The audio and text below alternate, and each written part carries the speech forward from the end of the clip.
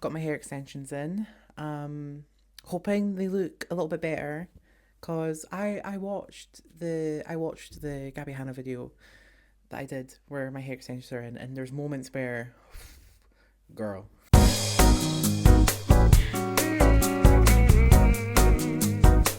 Hi, welcome back to the channel. As you can see, we are in a different location in the house, and today we are talking about another album. Yay! Today's video is about a girl group, but this girl group is slightly different because one, they got their start on Disney Channel, and two, it's kind of complicated. So today's video will be about this girl group's one and only sort of real studio album, and that is TCG by the Cheetah Girls.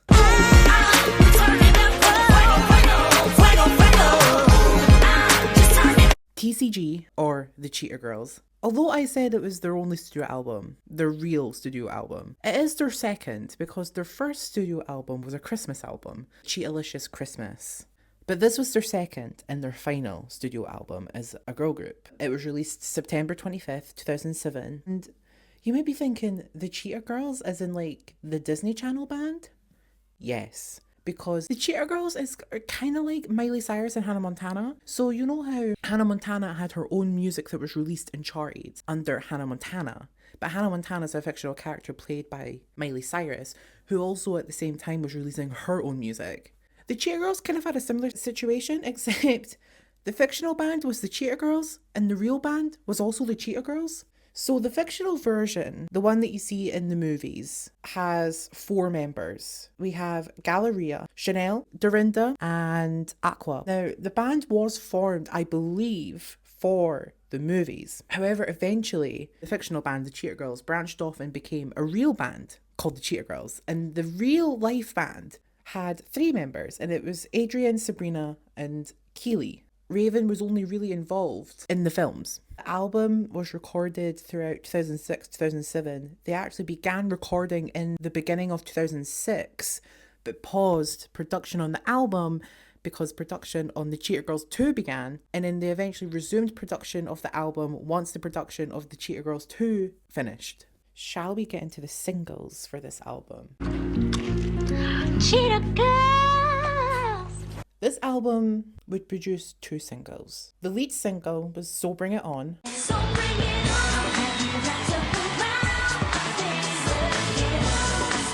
on. And it was released August 25th, 2007. And it would also serve as the theme for the Disney Channel movie, Twitches 2. The single wouldn't have any chart success or commercial success or anything, but their follow-up single and their final single, Fuego,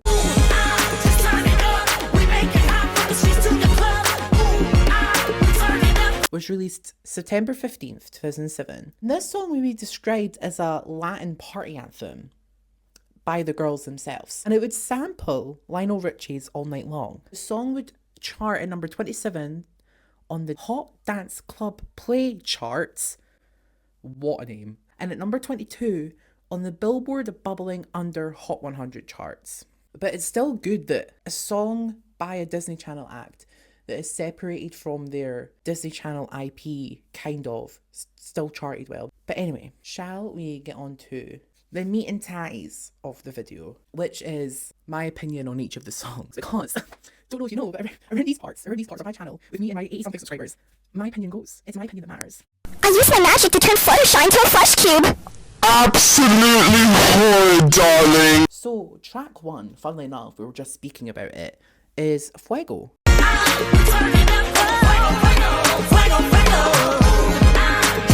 I just have to say, I am so sorry, but this song is amazing. The album for me peaks here. This is the best song on the album. It's track 1, it's the opening track. I don't know why this wasn't the lead single, because this song is genuinely really good, and I think it really encapsulates the sound that the Cheetah Girls created over on the soundtracks. And the sound there is very well established and unique. There's not a song on those soundtracks that I hear and I go, oh, that could be, you know, a song on Hannah Montana or a song on Wizards of Waverly Place or a song on any other sort of Disney Channel franchise at the time, I hear it and I go, that's a Cheetah Girls song. This song has that. This song feels like a Cheetah Girls song. And I just love the fact that they sample All Night Long. It actually like kind of makes me howl. Track 2, we have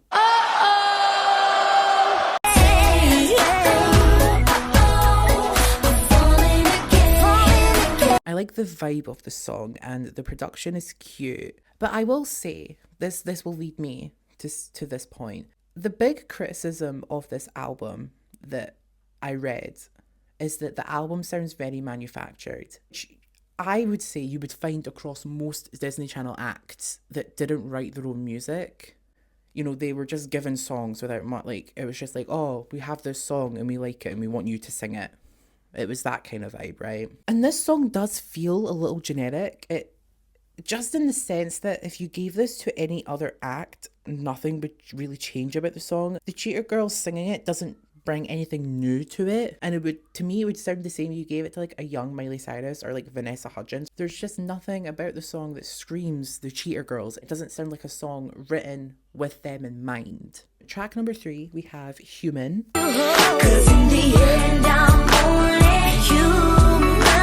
This gives very the Cheetah Girls does Mariah Carey vibes, and I like it. I like this sound with them. The thing about the songs feeling manufactured and sort of not really unique is that the songs lyrically, they're not the most thought-provoking or stellar or unique, but that doesn't make the songs bad. Sometimes a song doesn't need to have stellar lyrics for you to resonate. Sometimes a song could just talk about a topic so vague that loads of people can relate to it. And I feel like this song sort of does that, but at the same time, a lot of the songs on this album lyrically are just kind of not samey, but like surface level. And I will say, the girls do sound really nice on this song and the harmonies are very cute and very good.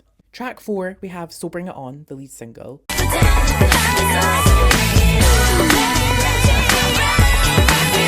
I like this song. It's fun. But like, is it just me or does it sound like a High School Musical song?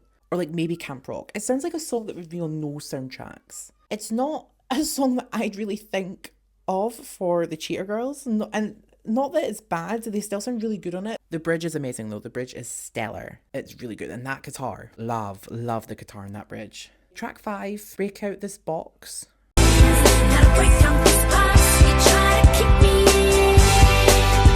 I don't love this song. It feels very generic. It's a little jarring that this is on the same album as something like Fuego. This feels very kids bop. I don't really have a lot to say about it, in all honesty. It's sort of, it doesn't really offer a whole lot. It's just a very simple song. Track 6, we have Crash.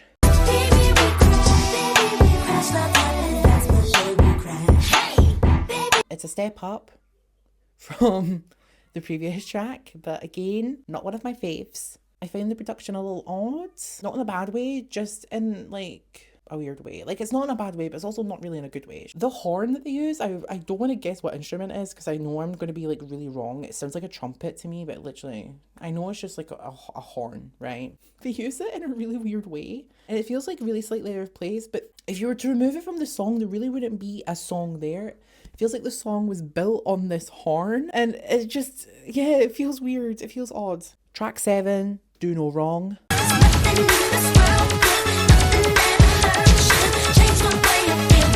The song is fun. I like the vibe and the production, and everyone sounds really good on the track. You know, it's fun, it's cute, it's nothing revolutionary or groundbreaking, but it's a fun song. It's fun and catchy and groovy, right? Track 8, All In Me.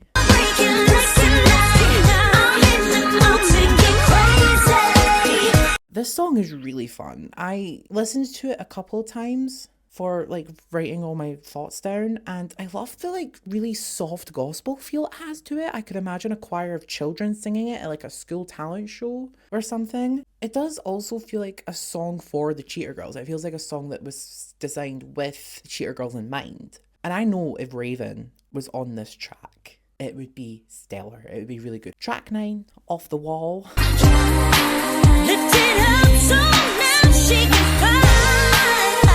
I love the production on it. It's a very fun song. The chorus isn't my favorite just because with most songs, what I like about a chorus is that it stands out and like there's like a build up to it and it feels, this doesn't really have that. The song just kind of feels like it's on the same wavelength. It's like the verses go so straight into the chorus and there's nothing really different about the chorus that you're almost like, where is it? That doesn't make it bad. It just means that it doesn't really stand out. And the song, honestly, this song could have been in the third movie. And Adrienne sounds really good on this song. And it does upset me that she was really scared of doing solo music because execs at Disney Channel kept saying to her that she sounded so young, because she does really have a beautiful singing voice. And it's also very unique and very distinct. It's almost got like a Britney Spears quality about it. And I just hate that she felt so insecure about it because it's like she's got an amazing singing voice. And on this album, she does most of the heavy lifting vocally. Track 10, Who We Are.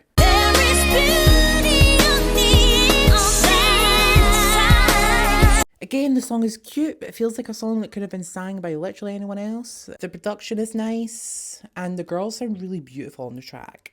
Like, their vocals are blending really good. And once again, Adrienne is delivering with the runs and the ad-libs and all the, padding that makes the song so full. And she is singing. She's not just having a wee sing-song, she is singing on this track. I wish she had a solo career, like a proper solo career. She would have made stellar music. Finally, track 11, closing track, we have Homesick. There's no place like home.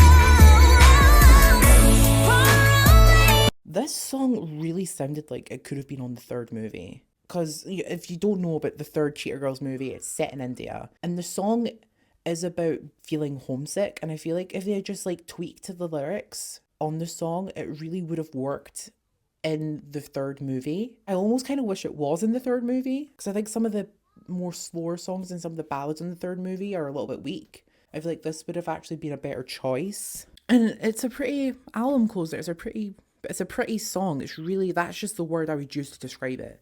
I think the girls sound the prettiest here, and their voices blend really nicely, and all these like different soft harmonies that they have on the track. It's a good album closer, and once again, Adrienne delivers. Rachel, listen to me. Your husband is the butcher. Cooper is the butcher. So, final thoughts and conclusions.